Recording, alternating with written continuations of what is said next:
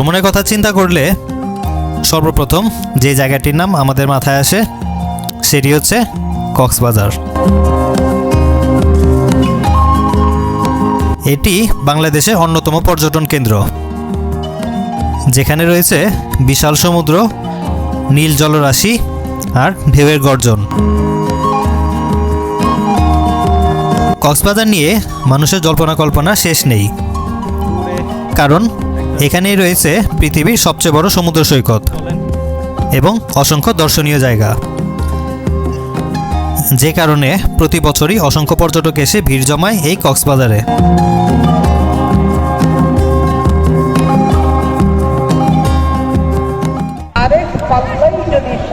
এই গাইস, আসসালামু আলাইকুম। হঠাৎ করে আজকে চলে আসি কক্সবাজার। তো একদিনে কক্সবাজারে কি কি স্পটগুলো ঘুরে কভার করা যায়, চলুন ঘুরে দেখে আসি। ঢাকা থেকে রাত 12টার গাড়িতে রওনা দিয়ে সকাল 9টায় আমরা পৌঁছে যাই কক্সবাজার এবং খুব অল্প বাজেটে সারাদিনের জন্য একটি রুম ভাড়া নিয়ে নেই। কক্সবাজার গেলে আপনারা চেষ্টা করবেন সুগন্ধা পয়েন্টের আশেপাশে হোটেল নেয়ার, কারণ সুগন্ধা পয়েন্টে সকল সুযোগ সুবিধা পাওয়া যায়।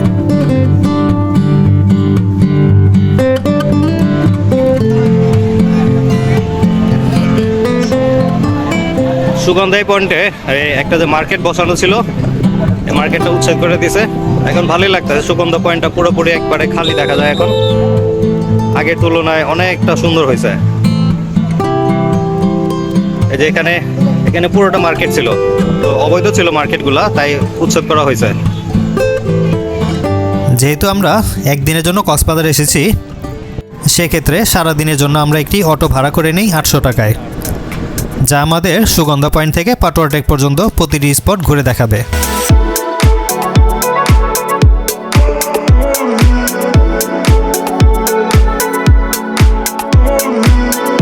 কক্সবাজার মেরিন ড্রাইভ রোড বাংলাদেশের অন্যতম সুন্দর উপকূলীয় সড়ক। প্রায় 80 কিলোমিটার দীর্ঘ এই সড়কটি কলাতলী মোড় থেকে শুরু হয়ে টেকনাফ পর্যন্ত বিস্তৃত এবং এই মেরিন ড্রাইভ রোডের মাঝে মাঝেই রয়েছে কক্সবাজারের অন্যতম পর্যটন কেন্দ্রগুলো।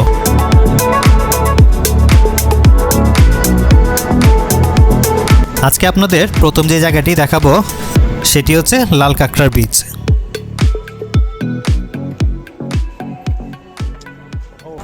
সো গাইস, আমরা মেরিন ড্রাইভ রোডের যে প্রথম স্পটটা দেখতে আসছি সেটা হচ্ছে ঝাউ বাগান আর হচ্ছে কাঁকড়ার বিচ।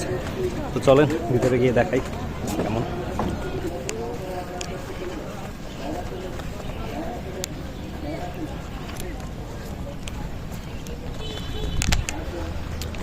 সো গাইস, এটা হচ্ছে ঝাউ বাগানের মাঝখান দিয়ে একটা রোড, এখান দিয়ে সরাসরি সি বিচে যায়, লাল কাঁকড়ার বিচ বলা হয়। তো এই রাস্তাটাও খুব সুন্দর, বাট আজকে প্রচণ্ড রোদ আর গরম, তাই খুব একটা ভালো লাগতেছে না। তবে যে বিচটা আছে, বিচটা খুব সুন্দর। চলেন ভিতরে গিয়ে দেখাই। এই যে ঝাউ বাগান, কিন্তু ঝাউ বাগানে প্রবেশ নিষেধ, আর যেখানে সেখানে ময়লা আবর্জনা ফেলবেন না। বাট এখানে অনেক নোংরা, জায়গায় জায়গায় ময়লা ফেলে রাখছে।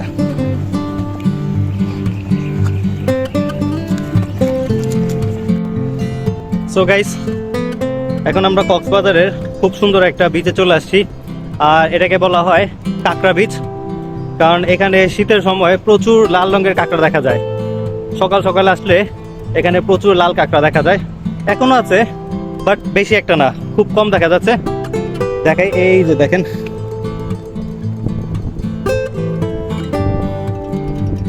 এই যে ছোট ছোট গর্তগুলো আছে, এই প্রতিটা গর্ততে কাঁকড়া আছে, প্রতিটা গর্ততে কাঁকড়া আছে।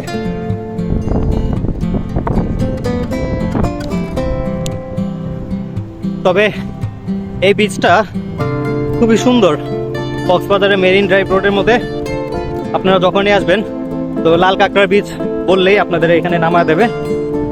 এক পাশে সমুদ্র, এই যে দেখেন, এই পাশটাতে সমুদ্র আর এই পাশে ঝাউ বাগান।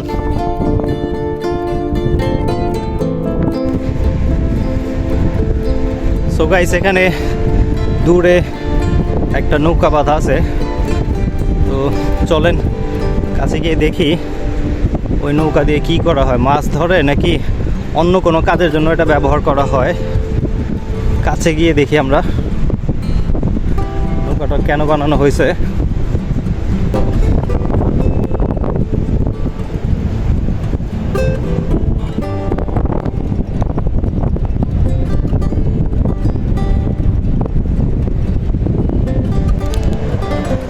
ভাবছিলাম এই নৌকাটা দিয়ে হয়তো বা মাছ ধরে, বাট এটা একটা ড্যামও বানিয়ে রাখা হয়েছে, কারণ ভিতরে শুধু ইটা বালি পাথর এগুলো দেখা যাচ্ছে।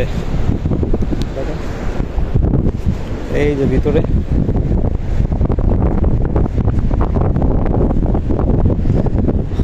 তো গাইস লাল কাঁকড়া বিচে বেশ কিছু সময় কাটাইলাম। তো এখন যে পরবর্তী স্পট আছে সেটা দেখতে যাব। হয়তো বা এখান থেকে সরাসরি ইনানি চলে যাব, তারপর সেখান থেকে পাটোটেকে বিকালটা স্পেন্ড করব, আর দুপুরে লাঞ্চটা আমরা সেখানেই করব, কারণ পাটোটেকে খাবার দাবার বেশ ভালো কোয়ালিটি খাবার পাওয়া যায় সেখানে।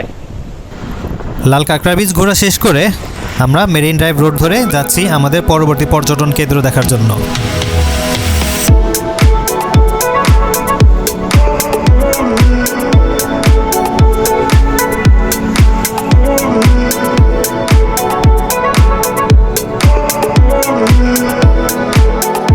মাঝপথেই দেখা মিলল মারমেড ইকো রিসর্টের, যা কিনা কক্সবাজারের সবচেয়ে সুন্দর ইকো রিসর্টগুলোর মাঝে একটি।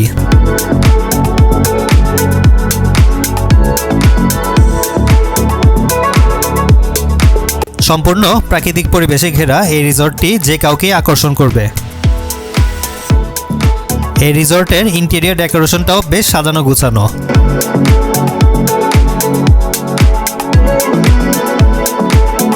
চারপাশে সবুজ গাছপালা, ঝাউবাগান ও প্রাকৃতিক পরিবেশ, যেখানে রয়েছে বাঁশ, কাঠ ও খড় দিয়ে তৈরি ইকো ফ্রেন্ডলি কটেজ, যা গ্রামীণ সৌন্দর্যে ছোঁয়া দেয়।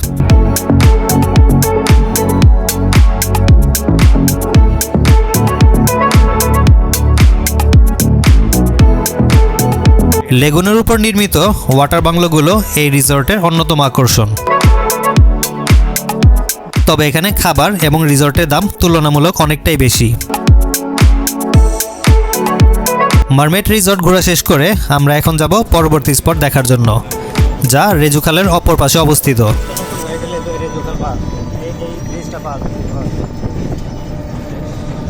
তো গাইস মেরিন ড্রাইভ রোডে ইনানির পথে যাওয়ার সময় আপনারা এই জায়গাটা পাবেন। এখানে অনেকগুলো হ্যামক লাগানো আছে, এই হ্যামকে আপনারা বসে সময় কাটাতে পারবেন। দেখাই চলেন।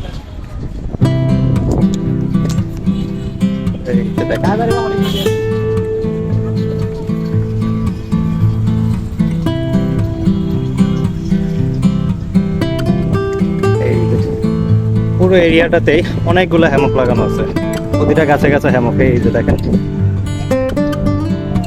ছোট বড় বিভিন্ন সাইজের হ্যামক আছে, বড়দের জন্য আছে, বড় ছোট সবার জন্য এখানে হ্যামক আছে। তো এখানে আপনারা বসে কিছুটা সময় স্পেন্ড করতে পারেন, ভালো লাগবে এগুলো হ্যামক।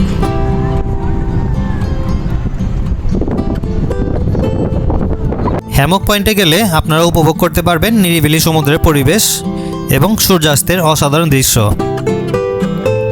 এবং কাছের রেজুখালেই রয়েছে কাইকিং করার সুযোগ। হ্যামক পয়েন্ট ঘুরে মেরিন ড্রাইভের সৌন্দর্য দেখতে দেখতে আমরা চলে এসেছি আমাদের পরবর্তী স্পট ইনানি বিচ।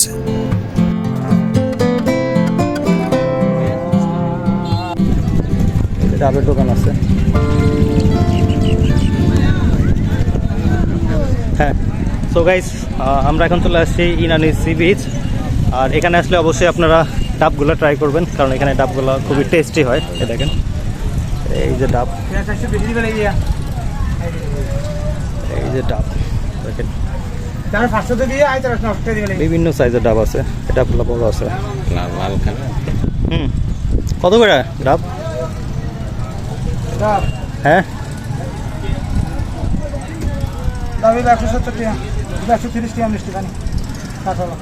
এগুলো কি নারিকেল নাকি? নারিকেল ভিতরে না শ্বাস? হালকা হালকা শ্বাস। কমায় রাখেন দুটো কত এগুলা, কত রাখবেন? অন্য দোকানে দেখি আসলে তোমার কাছে না আপনার কাছ থেকেই খাবো। আয় না তোমার হ্যাঁ 200 টাকা তো হাজার যাবে না কম রাখেন, না না দুইটা নেই। কাটা এটা দাও আর এটা দাও কোনটা দিবে এটা দিবে তো গাইস এখানে ডাবের দাম অনেকটাই বেশি। এই ডাবগুলো 170 টাকা করে চাওয়া হতেছে, আর বলতেছে অন্য দোকানে নাকি 200 টাকা। তো অনেক বেশি দাম চাওয়া হচ্ছে, তারপর কিছু করার নাই। এখানে ডাবগুলো ভালো টেস্টি, তাই খাবো। সো গাইস ইনানি সি বিচে আসলে আপনারা এই জায়গাটা পাবেন। এই জায়গাতে দেখেন কাইকিং করা যাবে, কাইকিং করার ব্যবস্থা আছে। আর এই যে এখান থেকে চলেন দেখে আসি বোটগুলা।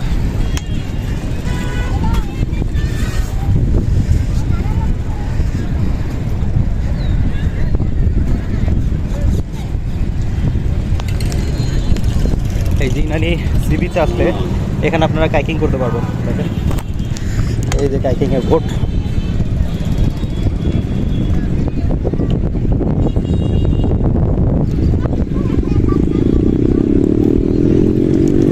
আপনারা রেজুখালেও কাইকিং করতে পারবেন, তবে রেজুখালটা একটু জায়গা বেশি পাবেন, কারণ জায়গাটা একটু বড় আর এই জায়গাটা অল্প ছোট। জাস্ট একটু জায়গাতে কাইকিং করা লাগবে আর কি।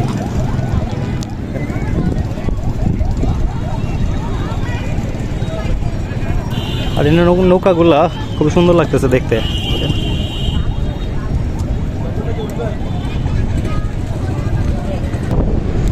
সো গাইস কক্সবাজার আসলে আপনারা এই জায়গা থেকেও ঘুরে যেতে পারেন। এটাও কক্সবাজারে খুব ফেমাস একটা জায়গা। তো এটা হচ্ছে ইনানি জেটি ঘাট। সেন্ট মার্টিন যাওয়ার জন্য এখানে জেটি ঘাট বানানো হয়েছিল, তো এটা কোনো একটা কারণবশত এটাকে অফ করে দেওয়া হয়েছে। তো এখন এটা এখান থেকে সেন্ট মার্টিনের জন্য শিপ ছাড়া হয় না, তবে এটা পর্যটকদের জন্য এখন ট্যুরিস্ট একটা প্লেস বানিয়ে দেওয়া হয়েছে। দেখেন এই যে ব্রিজটা আছে আমার পিছনে, এই যে দূরে।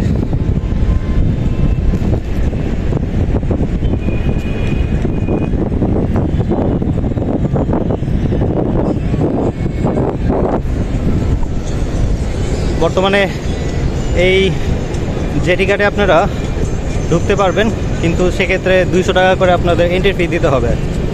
200 টাকার বিনিময়ে আপনারা এই জেটি ঘাটটা ঘুরে আসতে পারবেন।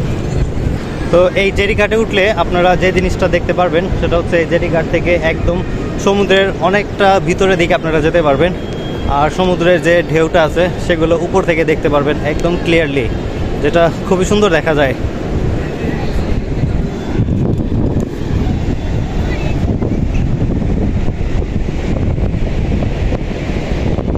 আর এটা হচ্ছে সি পার্ল হোটেলের ঠিক অপোজিট পাশেই, ও যে দূরে ওটা সি পার্ল হোটেল, আর ঠিক অপোজিটেই এই জেটি ঘাট।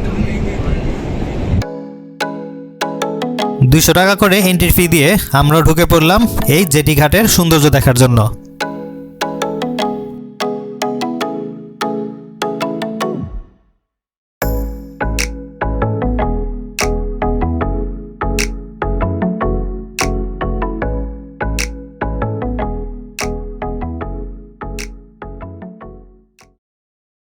সো গাইস আমরা ইনানি যে জেটি ঘাট আছে এটাতে চলে আসছি।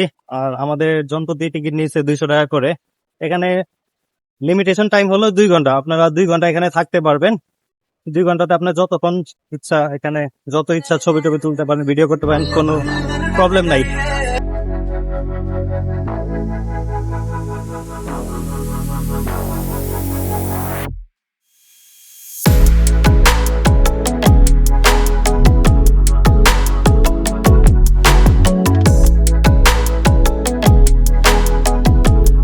ইনানি জেটি ঘাট কক্সবাজারের মেরিন ড্রাইভের একটি মনোমুগ্ধকর স্থান। এখানকার সৌন্দর্যের প্রধান আকর্ষণগুলো হলো গভীর নীল সমুদ্রের ঢেউগুলো সমুদ্রের উপর থেকে দেখা যায়। ইনানি জেটি ঘাটে বিকেল দিকে গেলে সমুদ্রের হাওয়া, নীল জলরাশি এবং সূর্যাস্তের দৃশ্য আপনাদের ভ্রমণকে আরও স্মরণীয় করে তুলবে। তবে কক্সবাজার আসলে 200 টাকা স্পেন্ড করলেও আপনারা এখানে আসার চেষ্টা করবেন, ভালো লাগবে, অন্যরকম একটা ফিলিংস লাগবে এখানে। ভালোই লাগতেছে। আমি নিচে থেকে বুঝতে পারিনি যে এখানে ফিলিংসটা এমন হবে, মানে এখানে না আসা পর্যন্ত আপনারা বুঝতে পারবেন না। খুব ভালো লাগতেছে।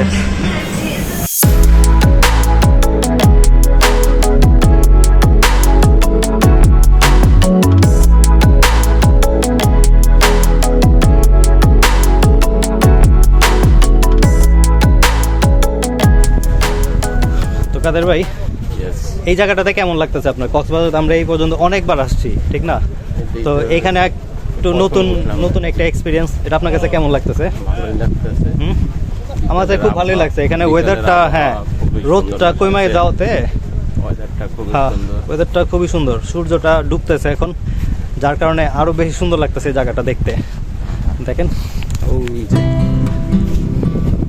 এই জিনিসটা সুন্দর দেখা যায়। হ্যাঁ, সূর্যটা ডুবতেছে, সানসেটটা একদম প্রপার একটা ভিউ পাওয়া গেছে এখানে। আর দেখেন সমুদ্রে কিন্তু ভিতরে কোনো ইয়া নেই, গর্জন নাই, ঠিক না? একবার ঠান্ডা। হ্যাঁ, বাহ, এখানে তো সুন্দর। জেটিঘাটের একদম শেষ মাথায় সুন্দর করে এই যে দোলনাগুলো লাগাইছে। বসি একটাই, মজাই লাগে দোলনা এটাতে ঘুরতে, ভালোই লাগতেছে। কিন্তু বেশি একটা ইয়া করা যায় না।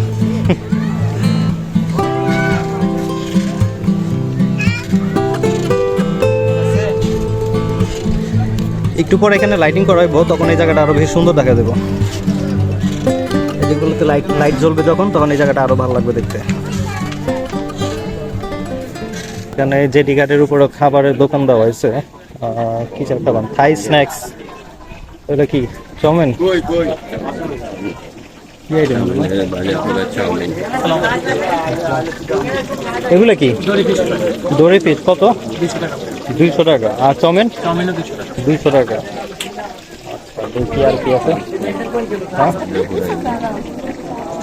এগুলো কি চিকেন? কত প্লেট? 200।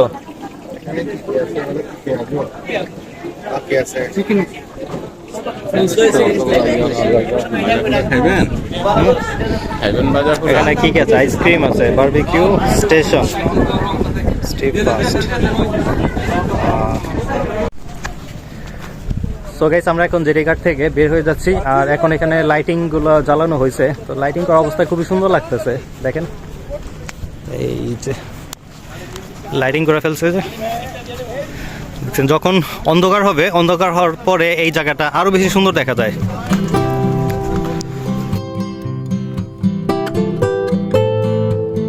তাহলে এভাবেই শেষ হলো আমাদের একদিনের কক্সবাজার ভ্রমণের সুন্দর একটি দিন। সমুদ্রের বিশাল ঢেউ, মেরিন ড্রাইভের মনোমুগ্ধকর দৃশ্য আর প্রকৃতির অপরূপ সৌন্দর্য, সব মিলিয়ে সময়টা ছিল সত্যি অসাধারণ।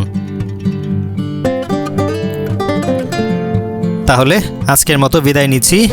ভিডিওটি ভালো লাগলে অবশ্যই লাইক, কমেন্ট এবং শেয়ার করবেন। দেখা হবে পরবর্তী ভিডিওতে। আল্লাহ হাফেজ।